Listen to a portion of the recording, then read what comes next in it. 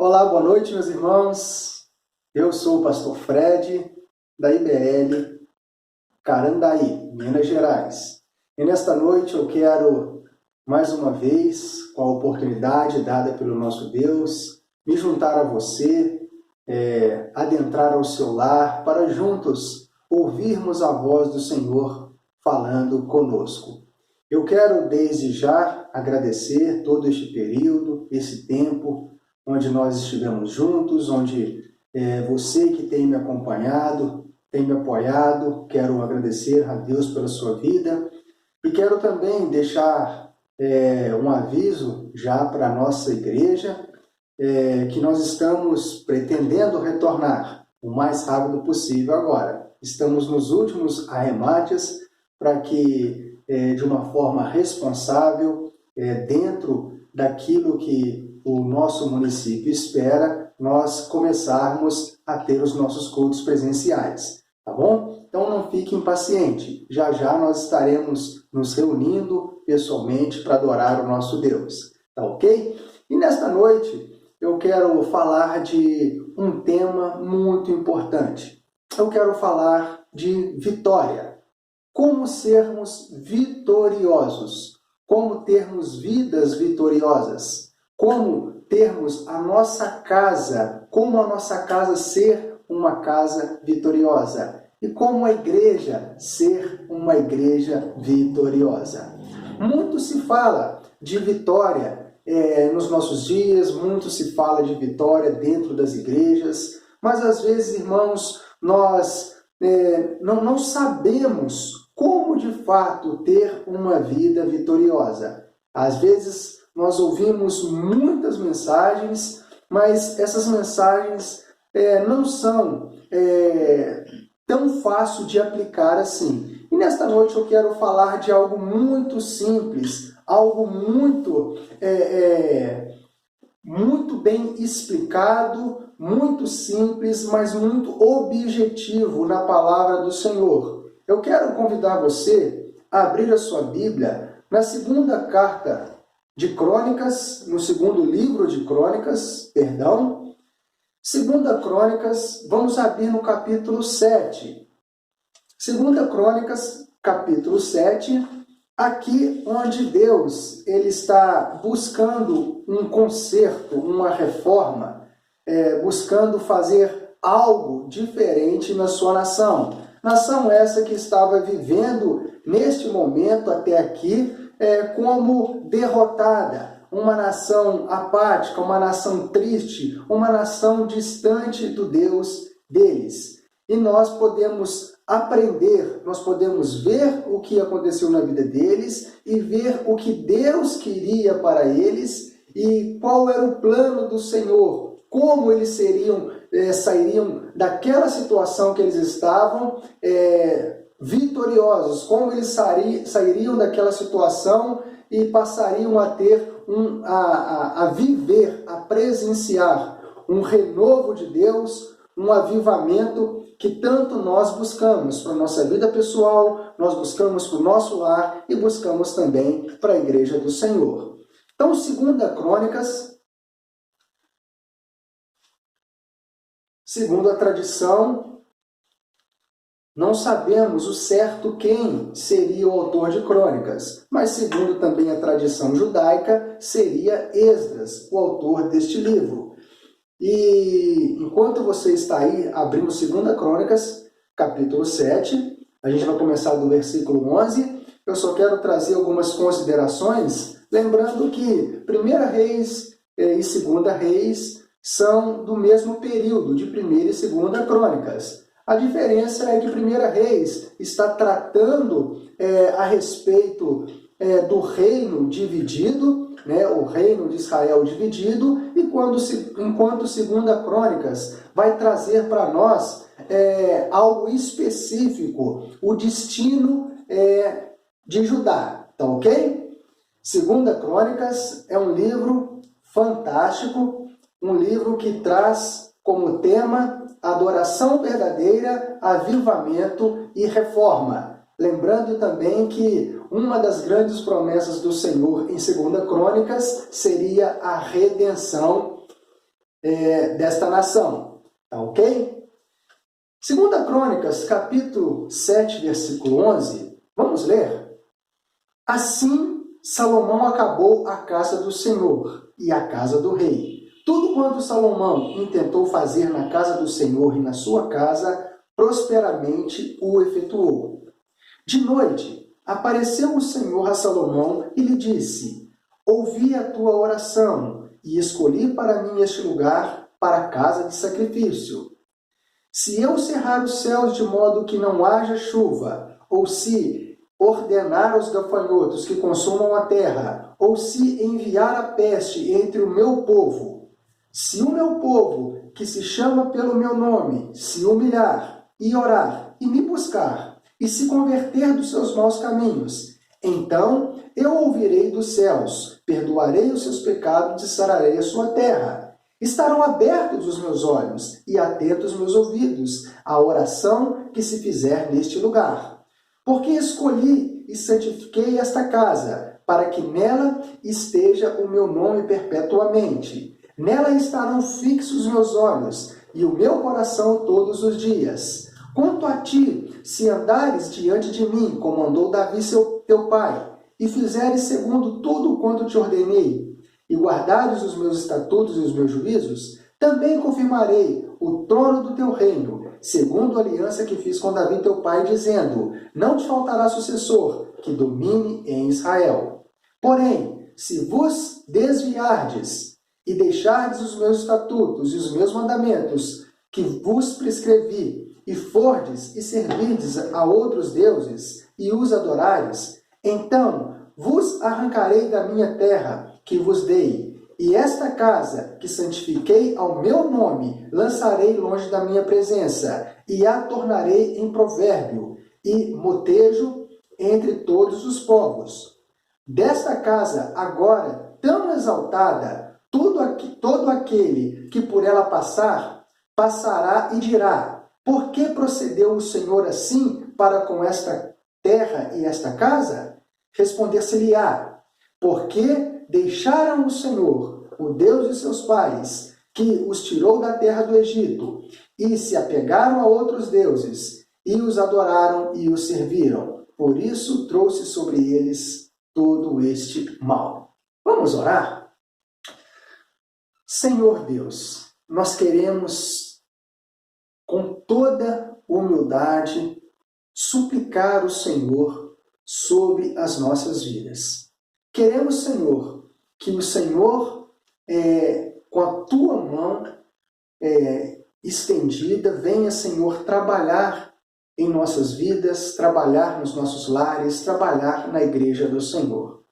Pai, talvez nós estamos longe do plano original do Senhor.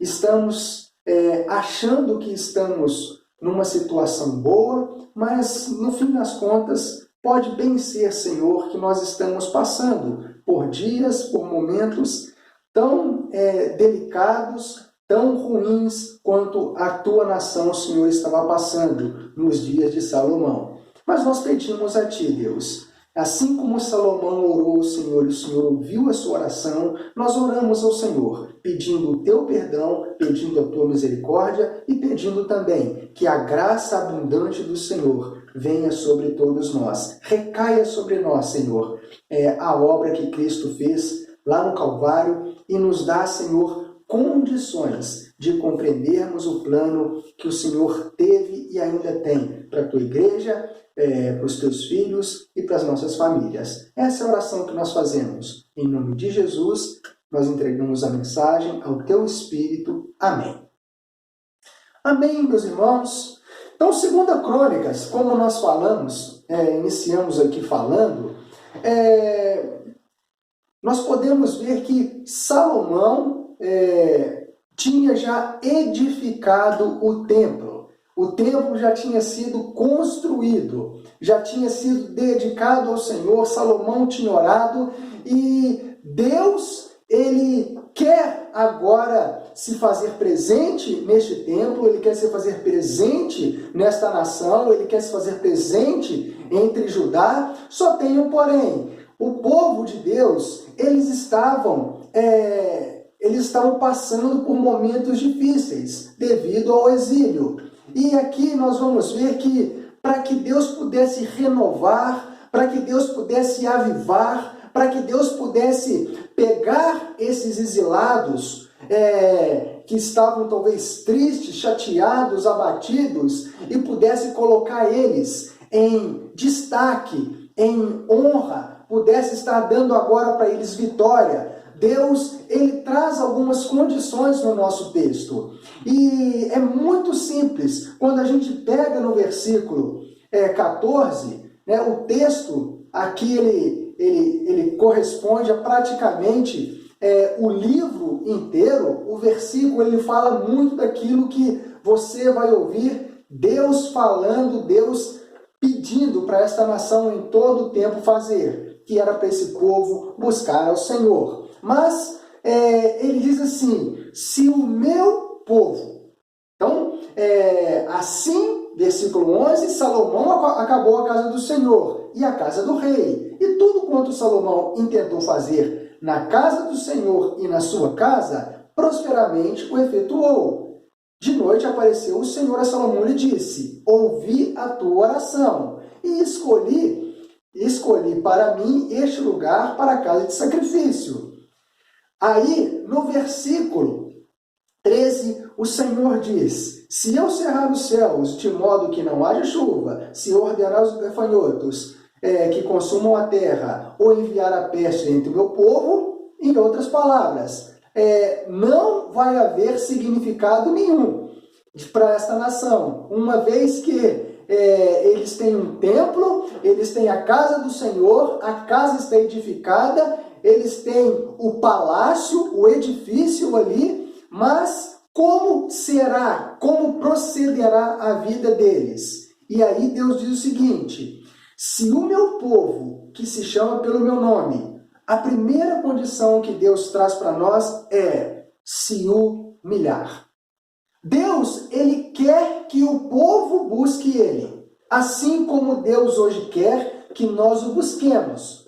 Assim como ele em todo o tempo está dizendo que aquele que busca vai achar o Senhor. Mas antes de buscar o Senhor, Deus quer que aconteça algo de uma forma progressiva na nossa vida e no nosso coração. Ele quer que a gente se humilha.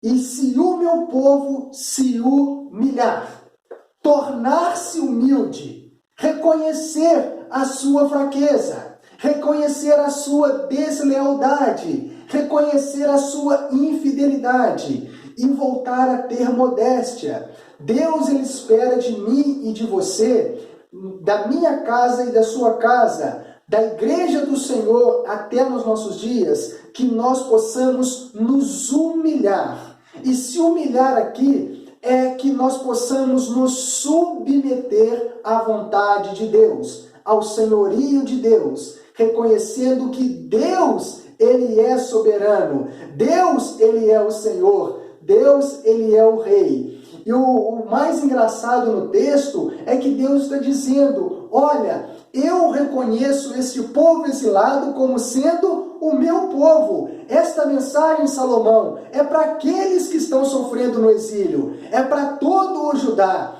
Mas eles precisam, antes de retornar à minha casa, antes de me adorar, antes de voltar a fazer os seus sacrifícios e retornar às atividades que todos eles sabem muito bem, que me agradam, eu quero que eles venham a se humilhar. Eles precisam se humilhar. E nós, irmãos, nós precisamos reconhecer que não é fácil, às vezes, nós nos humilharmos.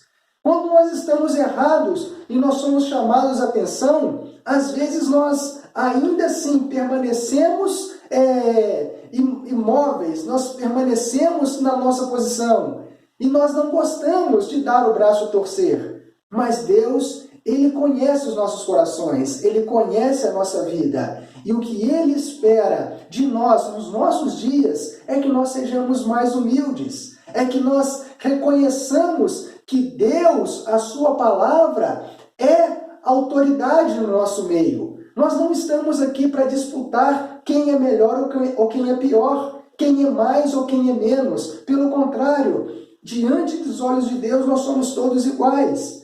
Mas Deus sabe aqueles que se humilham e Deus sabe aqueles que se exaltam. Então logo eu e você precisamos nos humilhar na presença do Senhor. Imagina, a nação de Israel, ela tinha sido levado, Deus permitiu o exílio na vida deles por conta da rebeldia deles, por conta da forma que eles estavam vivendo. E às vezes a gente pensa assim, mas o nosso Deus, ele não vai permitir a gente ser derrotado. Deus não vai permitir com que o mal aconteça com a gente. Irmãos, não se precipite nesse pensamento equivocado. Sabe por quê? Porque, irmãos, Deus ele está dizendo o seguinte, lá no versículo 19 em diante, ele está dizendo, porém, se vos desviardes, né, e eu acho interessante que o texto todo ele está baseado em promessas, ou melhor, ele está pautado em promessas e advertências, mas tudo isso está baseado em uma conjunção condicional, que se encontra aqui no porém, se vos desviardes. Da mesma forma ele diz, se o meu povo, é uma condição. É uma conjunção que vai trazer para nós uma condição. Se eu me humilhar, automaticamente eu vou alcançar algo do Senhor. Se eu me desviar do caminho do Senhor, diz o Senhor no versículo 19, e deixardes os meus estatutos e os meus mandamentos, que vos prescrevi, e fordes e servirdes a outros deuses e os adorardes, então vos arrancarei da terra que vos dei, e esta casa que santifiquei ao meu nome, lançarei de longe da minha presença, e a tornarei em vergonha, provérbio e modejo entre todos os povos. Desta casa, agora tão exaltada, aquele momento, Deus estava dizendo, Salomão, eu é que exaltei este lugar, eu é que exalto este lugar. Todo aquele que por ela passar, pasmará e dirá, por que procedeu o Senhor assim para com esta terra e esta casa? Responder-se-lhe-á, porque deixaram o Senhor, o Deus de seus pais.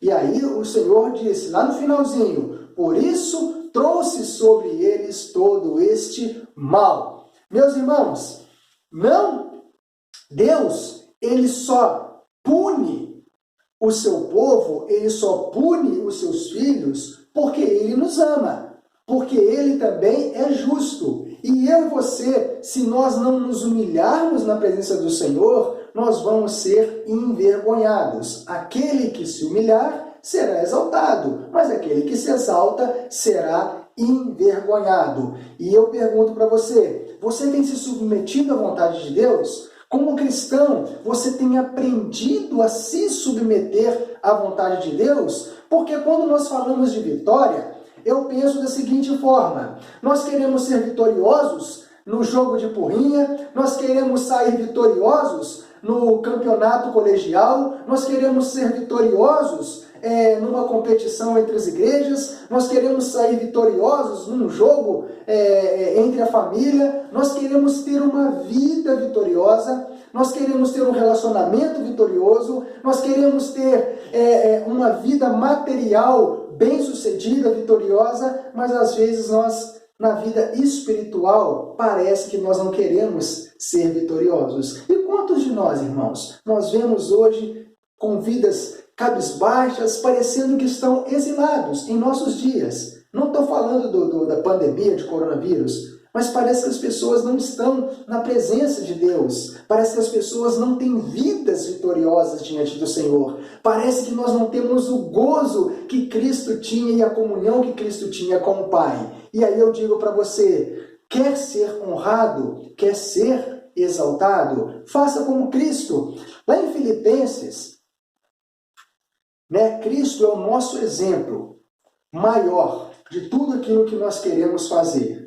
E o nosso Senhor Jesus Cristo, a Bíblia diz que Filipenses capítulo 2, versículo 5, tende em vós o mesmo sentimento que houve também em Jesus Cristo. Pois ele, subsistindo em forma de Deus, não julgou como usurpação ser igual a Deus. Antes, a si mesmo se esvaziou, assumindo a forma de servo. E eu fico pensando comigo, será que nós estamos assumindo forma de servo? Será que nós estamos nos esvaziando? Ou será que nós estamos nos inflando diante da presença do Senhor? Tornando-se em semelhança de homens e reconhecido em figura humana, a si mesmo se humilhou, tornando-se obediente até a morte e morte de cruz. Irmãos, Deus esperava obediência. Deus esperava que o povo de Israel pudesse agora estar se submetendo à sua vontade, aos seus estatutos, aos seus mandamentos e cumprindo e guardando com amor, com dedicação, aquilo que Deus tinha para eles. Cientes de que aquilo que Deus tem para nós não é penoso e nem muito menos desgastante, irmãos. É prazeroso. Deus nos conhece e sabe o que é melhor para nós. Mas eles precisavam se humilhar, assim como o nosso Cristo, o nosso exemplo, se humilhou. E a Bíblia diz, versículo 9, pelo que também Deus o exaltou sobremaneira, e lhe deu o nome que está acima de todo nome, para que ao nome de Cristo de Jesus se dobre todo o joelho, nos céus, na terra e debaixo da terra, e toda língua confesse que Jesus Cristo é Senhor, para a glória de Deus Pai. Então, meus amigos, não adianta, não há uma fórmula mágica. Se nós queremos ser vitoriosos, de acordo com os planos de Deus, a primeira condição que Deus, ou melhor, o conjunto de condições que Deus tem para nós é humilha-se. E humilhar significa se submeta. É você dizer, eis-me aqui, Senhor, estou aqui para te servir, estou aqui para fazer a tua vontade, estou aqui para te obedecer, estou aqui para ser como Jesus foi para o Senhor. Então, eu preciso entender que a terra, irmãos, neste lugar, não é o lugar onde nós seremos honrados. Pelo contrário, nós iremos ser glorificados por Deus, nós iremos ser transformados, nós iremos passar por uma transformação que nós ainda não experimentamos, não temos. Mas tudo isso, irmãos, está destinado para o dia de Cristo. Tá bom? Então, nós estamos aqui agora, ainda que Deus queira nos honrar e nos faça vitoriosos em Cristo, nós estamos aqui hoje para servir. Nós somos só servos e precisamos ser servos humildes de Deus. E na segunda condição que Deus traz aqui, é uma segunda condição dupla. Se o meu povo que se chama pelo meu nome se humilhar, se submeter a mim e orar e me buscar. Orar. O crente, ele precisa de oração. Nós precisamos voltar, irmãos, a sermos crentes, a sermos famílias, a sermos uma igreja que ora. Uma igreja que não está preocupada com o período ou com a hora que vai terminar a oração. Porque muitos de nós somos assim. Nós, vamos orar. Isso é, quando se ora. Porque há hoje muitos crentes que não oram. Isso é um absurdo. Imagina, um filho que não conversa com o pai. Eu não acho isso uma situação normal. Eu não acho isso natural. Pelo contrário, eu acho que há algo anormal acontecendo conosco. Porque se a gente vai para 1 Tessalonicenses 5,17, a gente não vai abrir lá, o texto é muito simples e, como eu falei, objetivo. Paulo está dizendo, orem sem cessar. Orem sem parar. Orem em todo tempo. E aqui Deus, a oração não é simplesmente uma reza. Não é, irmãos, algo repetitivo. A oração, ela não pode ser algo mecânico. A oração, ela tem que vir do nosso coração. Lógico, você tem as suas características, você tem a sua personalidade, você tem o seu jeito. E a sua oração, ela deve acompanhar você. Tá? Não queira orar como as pessoas oram, não queira falar o que as pessoas falam. Eu sei que às vezes a gente fica impressionado, né? Tem pessoas assim tão eloquentes, que falam tão bem, e a gente fala assim, nossa, eu estou bem envergonhado com a minha oração. Mas Deus não está preocupado com isso, meu irmão. Deus, Ele quer ver o nosso coração se abrindo, se rasgando na presença dEle, mas que o nosso coração ele possa ser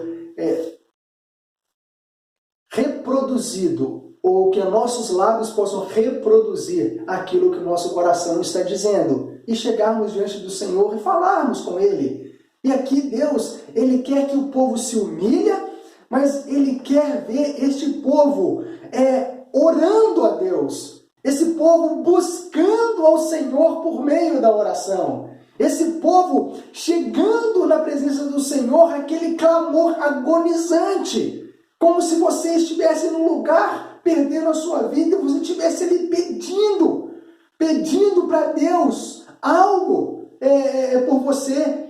Mas a primeira coisa que nós precisamos, se nós queremos ser vitoriosos, é reconhecer a nossa situação. E talvez eu e você estamos tão longe de Deus, nós deixamos o Senhor de lado, nós nos perdemos, buscamos outros deuses, e aí a gente vai orar para Deus como se nada tivesse acontecendo. Não! Senhor, nós estamos aqui diante de Ti, ó Pai. Eu estou aqui diante do Senhor, eu e a minha casa. Senhor, a Tua igreja se coloca na Tua presença, envergonhada. Nós estamos envergonhados porque nós pecamos contra Ti, Deus. Porque nós estamos falhando contra o Senhor. Porque nós estamos tendo prazer em tantas outras coisas e não temos prazer na presença do Senhor. Porque os nossos dias, Senhor, têm sido tomados por aquilo que nós amamos. Porque tudo aquilo que tem preenchido os nossos corações, tem sido a primazia da nossa vida, não é o Senhor. Por isso, Pai, nós clamamos ao Senhor, tenha de misericórdia de nós, perdoa as nossas vidas, perdoa a nossa casa, perdoa a Tua igreja, Deus. Perdoa a minha vida, perdoa a minha paixão que eu tenho por coisas que desagradam ao Senhor. É assim, irmãos, que a gente tem que voltar para Deus e não voltar com cara deslavada. A gente apronta, a gente vive longe do Senhor e o Senhor está dizendo, não, se o meu povo se humilhar, mas humilhar de verdade e orar. A oração, irmãos, ela é um instrumento eficaz na nossa vida.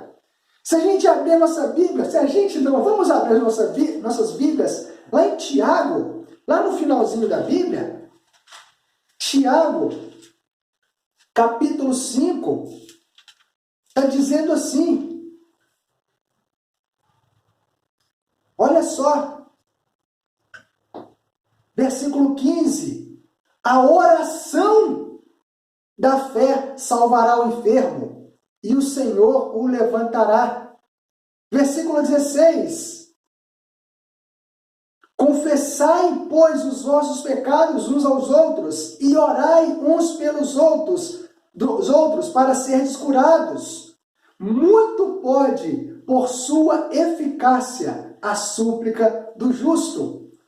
Irmãos, a oração, ela é um instrumento de poder. A oração é um instrumento de eficácia, é algo que funciona, é algo que nós precisamos trazer para o nosso dia a dia.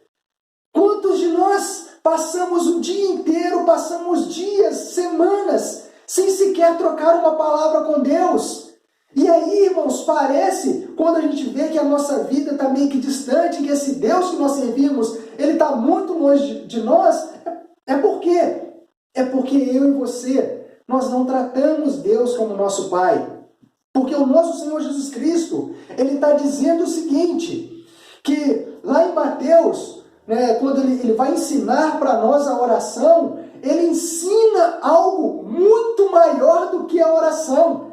Não estou minimizando, não estou diminuindo a oração, porque ela é poderosa. Mas Deus, quando vai ensinar os seus discípulos a orar, O grande segredo é quando ele diz o seguinte: e vós orareis assim, Pai nosso que estais no céu. Irmãos, hoje nós precisamos entender que, como filhos de Deus, nós precisamos buscar mais o Senhor por meio da oração.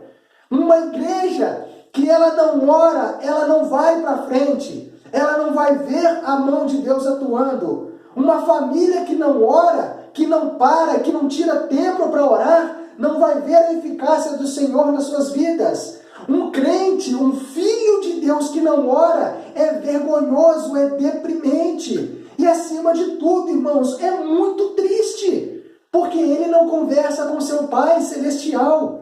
Ele conversa com todo mundo, ele bate papo com todo mundo, ele sabe conversar sobre tudo, mas ele não sabe chegar diante do Senhor e trocar palavras com Deus.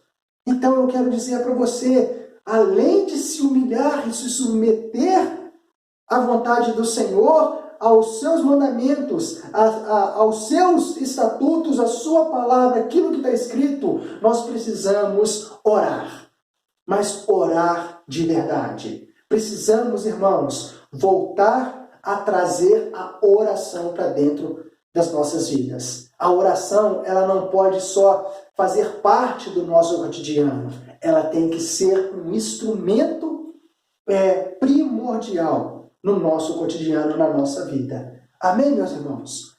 Então, o povo de Deus precisava naquela ocasião. Se Deus está dizendo, eu quero renovar este povo, eu quero avivar este povo, eu quero dar vitória para este povo que está lá preso. Mas este povo precisa clamar agonizante a mim.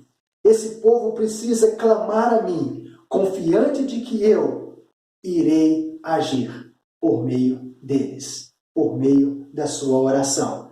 Então é assim que vai ser nas nossas vidas. E diz também o texto, se o meu povo que se chama pelo meu nome se humilhar e orar e me buscar. Meus amigos,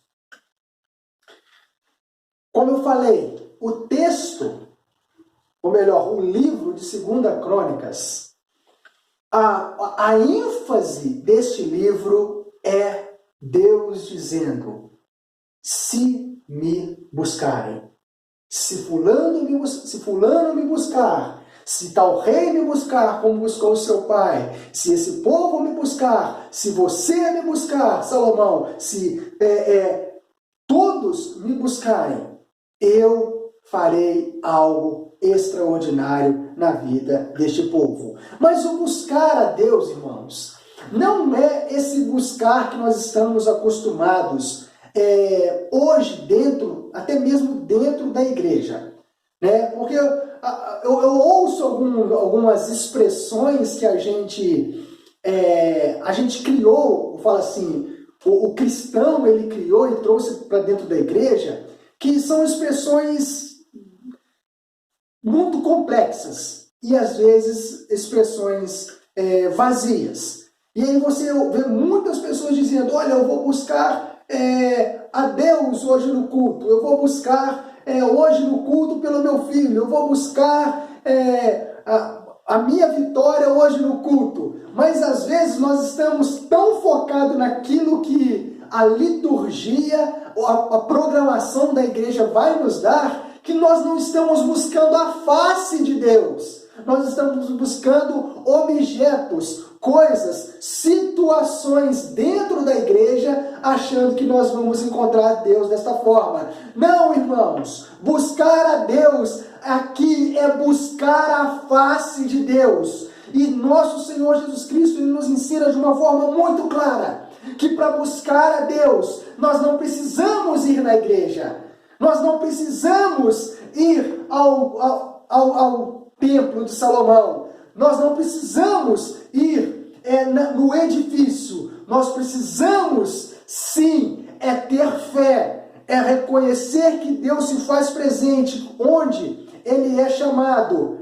E onde nós estivermos, como o Senhor disse para mim e para você, e quando orares, entra no teu quarto em secreto, que o teu Pai que está te vendo em secreto vai te ouvir e vai te atender.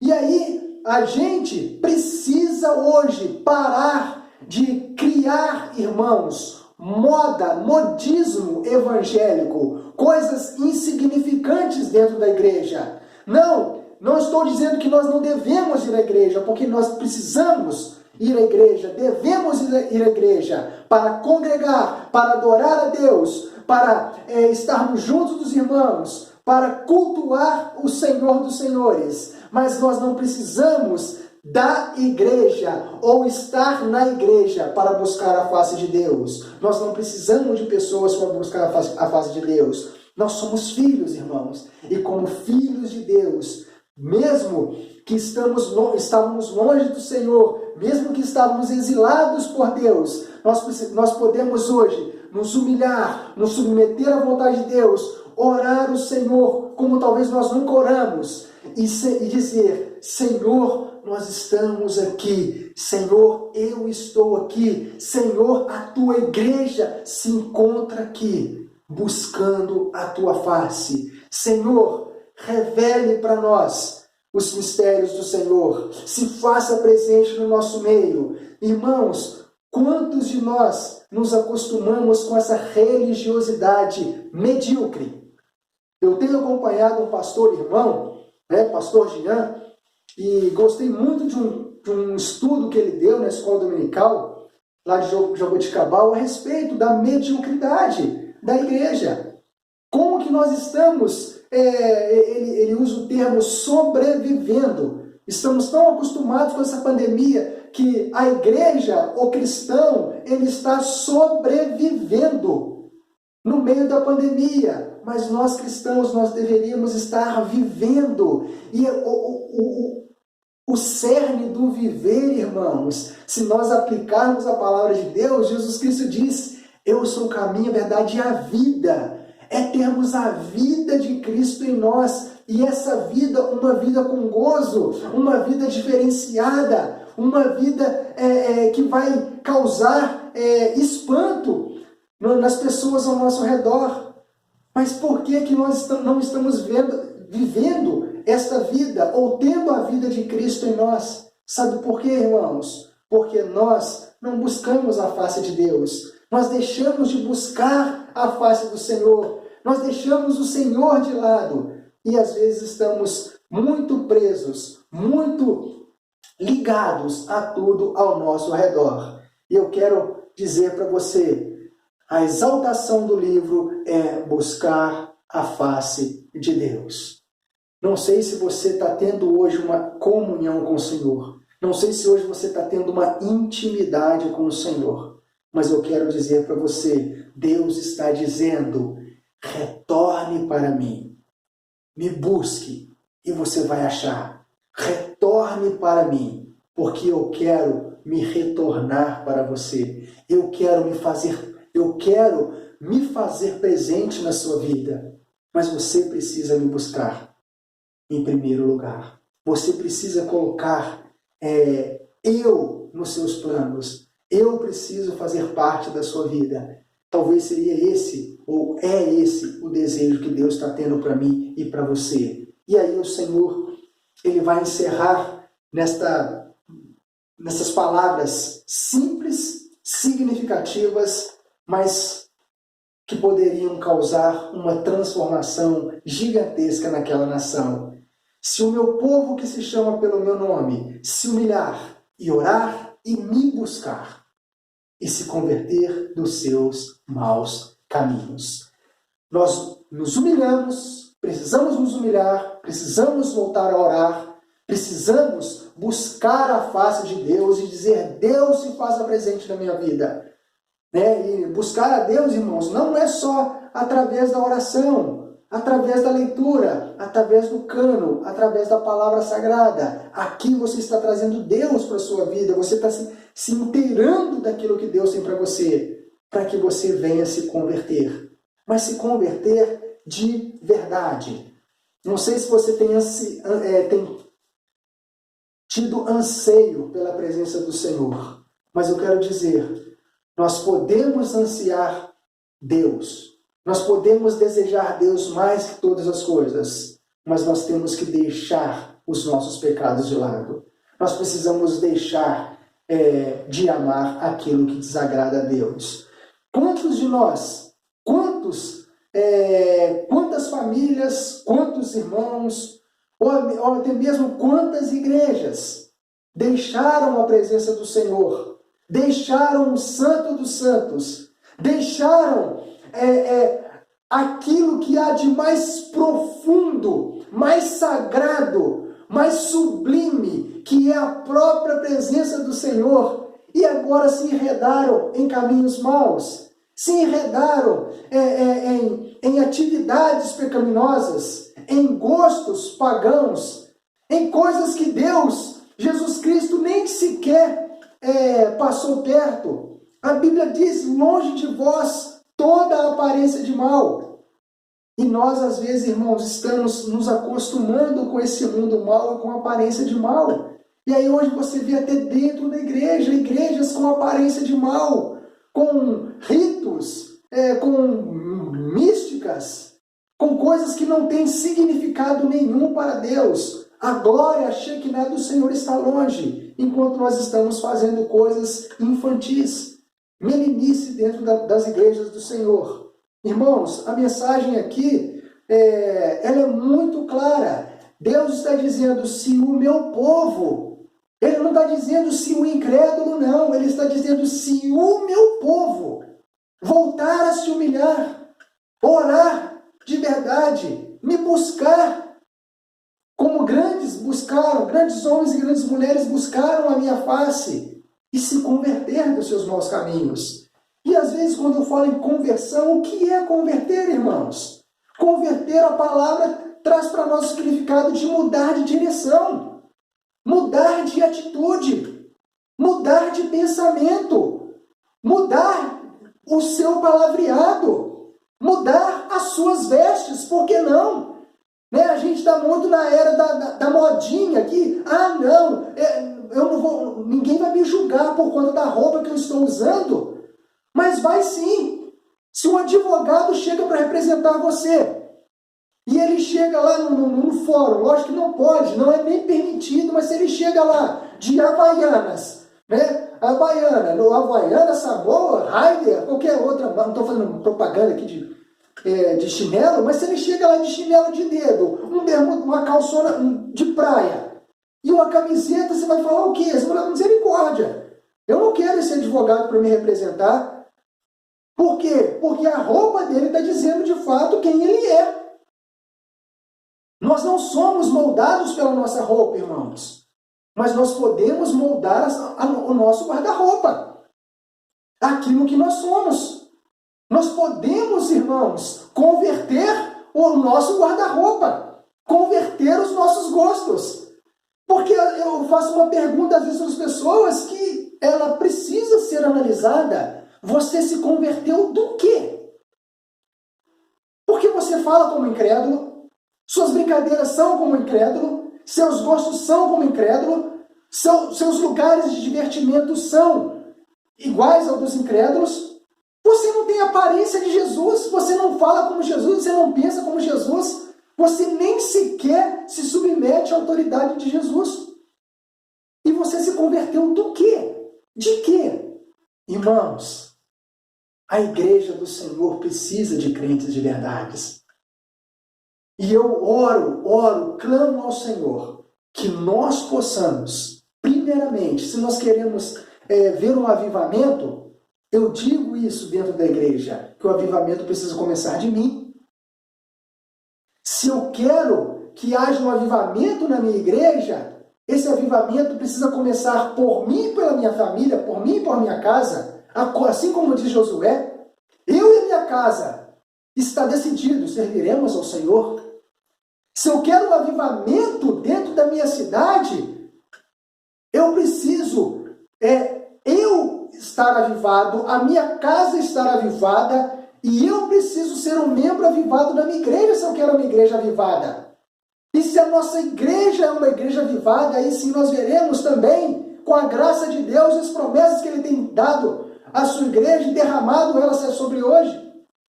Derramado sobre hoje. Em nossos dias, nós vamos ver as promessas do Senhor se cumprindo. na nossa cidade, vamos ver a nossa cidade se convertendo a Jesus. Mas nós precisamos nos converter primeiro. Nós precisamos nos convencer quanto à nossa conversão. A nossa conversão, ela é pautada, baseada no escrito bíblico, na palavra do Senhor, ou é de acordo com aquilo que nós pensamos e achamos? Se nós estamos nos colocando como medidores da nossa conversão, nós já estamos errados. Nós precisamos voltar à mensagem do Senhor e começar de novo. Se humilhar. Não é o que eu penso, não é o que eu acho. E chega de achismo dentro da igreja, irmãos. A igreja não é lugar de achar. A igreja não é lugar para nós, mais. Não existe mais. É aquilo que Deus falou e pronto, e acabou. É assim, irmãos, quando nós tivermos esse pensamento, é Deus na frente e nós vamos seguir a Deus. Nós não vamos seguir o nosso coração enganoso, nós não vamos seguir a nossa mente corrompida, nós não vamos seguir os nossos gostos, que são podres diante dos gostos de Jesus. Nós vamos seguir a vontade de Deus. E o que Deus quer para mim é que eu e você nos convertamos, assim como ele diz lá em Isaías capítulo 55. Vamos para lá?